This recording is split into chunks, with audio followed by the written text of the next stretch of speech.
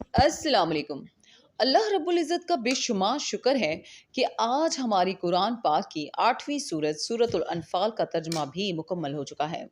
ہم آگے بھی روزانہ 5 آیتوں کے ساتھ ایک اچھی بات روزانہ پڑھیں سنیں گے۔ پلیز آپ بھی روزانہ میری 2 سے 3 منٹ کی ویڈیو ضرور دیکھا کریں تاکہ میرے اس مقصد عظیم میں آپ بھی شامل ہو جائیں۔ اور اگر ابھی تک آپ نے میرے اس چینل کو سبسکرائب نہیں کیا تو پلیز کر دیں، شکریہ۔ آج کا سبق شروع کرتے ہیں۔ پناہ مانگتی ہوں اللہ کی شیطان مردود سے۔ شروع اللہ کا نام لے کر جو بڑا مہربان نہایت رحم والا ہے۔ اور اگر یہ لوگ تم سے دغا کرنا چاہیں گے تو یہ پہلے ہی اللہ سے دغا کر چکے ہیں، تو اس نے ان کو تمہارے قبضے میں کر دیا، اور اللہ دانا حکمت والا ہے۔ جو لوگ ایمان لائے اور وطن سے ہجرت کر گئے اور اللہ کی راہ میں اپنے مال اور جان سے لڑے، وہ اور جنہوں نے ہجرت کرنے والوں کو جگہ دی اور ان کی مدد کی، وہ آپس میں ایک دوسرے کے رفیق ہیں۔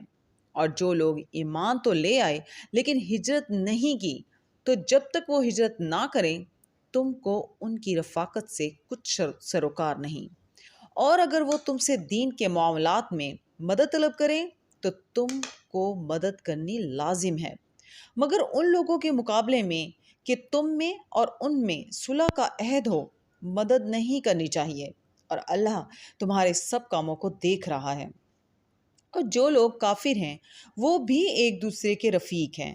تو مومنو، اگر تم یہ کام نہ کرو گے تو ملک میں فتنہ برپا ہو جائے گا اور بڑا فساد مچے گا۔ اور جو لوگ ایمان لائے اور وطن سے ہجرت کر گئے اور اللہ کی راہ میں لڑائیاں کرتے رہے، اور جنہوں نے ہجرت کرنے والوں کو جگہ دی اور ان کی مدد کی، یہی لوگ سچے مسلمان ہیں۔ ان کے لیے اللہ کے ہاں بخشش اور عزت کی روزی ہے۔ اور جو لوگ بعد میں ایمان لائے اور وطن سے ہجرت کر گئے اور تمہارے ساتھ ہو کر جہاد کرتے رہے، وہ بھی تم ہی میں سے ہیں، اور رشتہ دار اللہ کے حکم کی روح سے ایک دوسرے کے زیادہ حقدار ہیں۔ کچھ شک نہیں کہ اللہ ہر چیز سے واقف ہے۔ صدق اللہ العظیم۔